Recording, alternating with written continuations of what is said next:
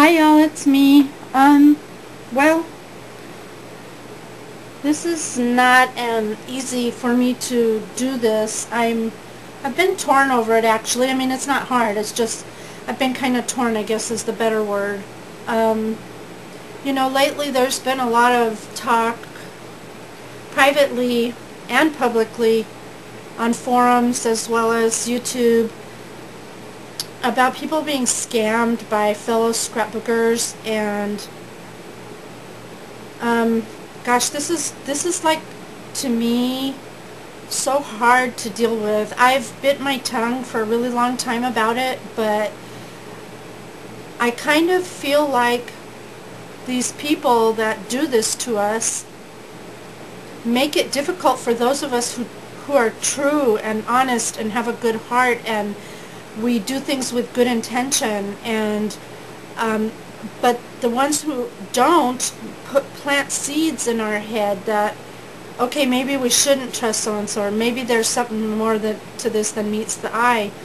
And it's hard to sit with that, because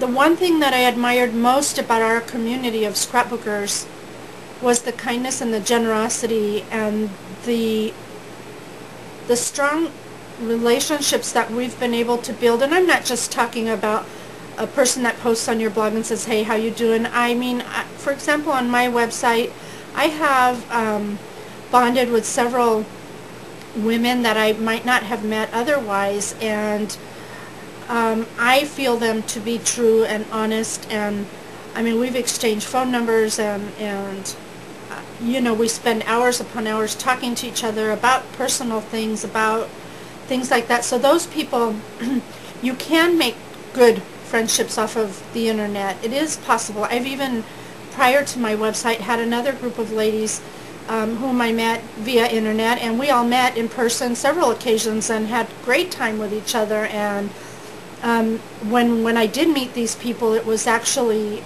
refreshing to see that everything they had said online was in fact true. I mean, about their appearances and whatnot.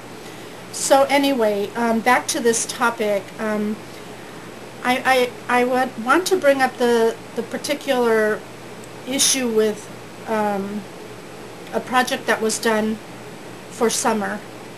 This was the little girl that had gone missing Florida and ended up disappearing and getting kidnapped, abducted, and then eventually they found her murdered.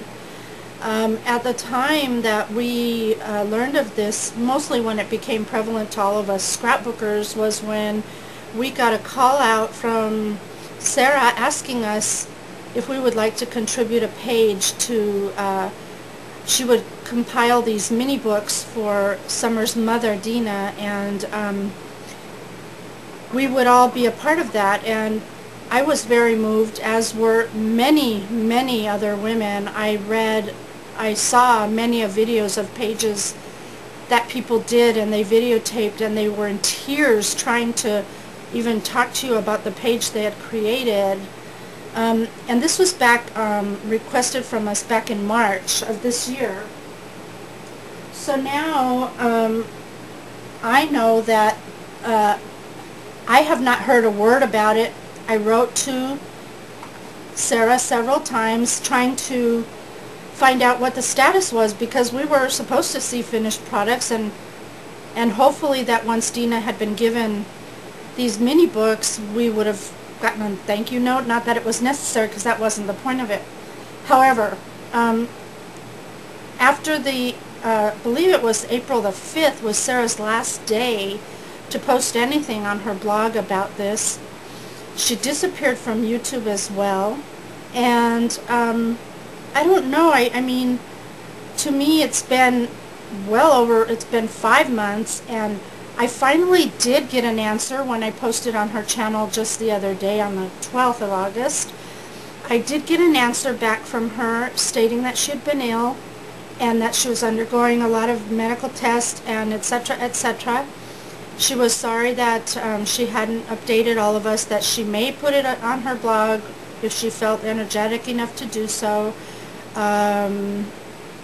And while my heart goes out to you, Sarah, I know you can very well be sick. I don't know that for sure, but I feel like with the energy that you expend to write back to me, you could have posted on your blog or made a YouTube announcement or something, because every post that I have seen, people ask that question, what happened to the book for summer? What happened to the book for summer? And no one was really getting any answers. And then what brought this to the surface again is just a couple of days ago, we saw this enormous haul that you sent to someone on YouTube, and we're thinking, well, she's there because she obviously sent this gigantic haul to someone, a rack or whatever you want to call it, to someone. And so why hasn't she updated us? And then when I read your letter from you stating you had been ill and things, I'm thinking, well, you had enough energy to compile everything you needed for a rack and mail it, but you still haven't had the energy to put a 2-sentence post on your blog or on YouTube. It just doesn't sit well with me, and I feel really disappointed and really saddened. And I think all of the people, and I'm sure it was a big project, I'm sure you were overwhelmed, I'm sure you did not expect to get the response that you got, but at the same time, all it took was a 2-sentence paragraph that said, ladies, I'm ill, I'm still working on this project, it's going to take me much longer, something. But to just disappear and then resurface with sending a rack to someone, it just didn't feel good to me. It made me feel used. I don't know about other people, but I felt used emotionally, I felt used physically, I just felt used. And anyway, so all of you who participated, at least you'll know that she did respond to me. She claims she's been ill. She claims that she may or may not post it on YouTube and her blog. But I figured this was better an announcement to somebody than not hearing anything at all.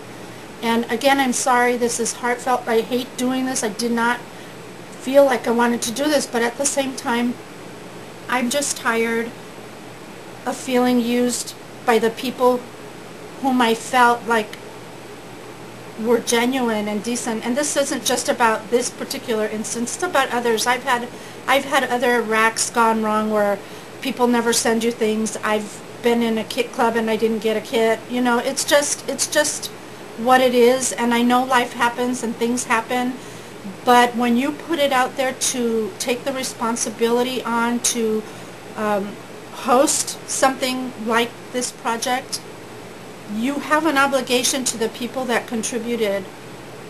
A sentence would have done it. That's all I have to say. And just be careful, ladies. I know it's sad to think we can't be comfortable out there with all the people we meet on YouTube and whatnot, but it's just really sad. I'm sorry. Anyway, I've spoken my mind. I guess that's all I have to say. Thanks for watching.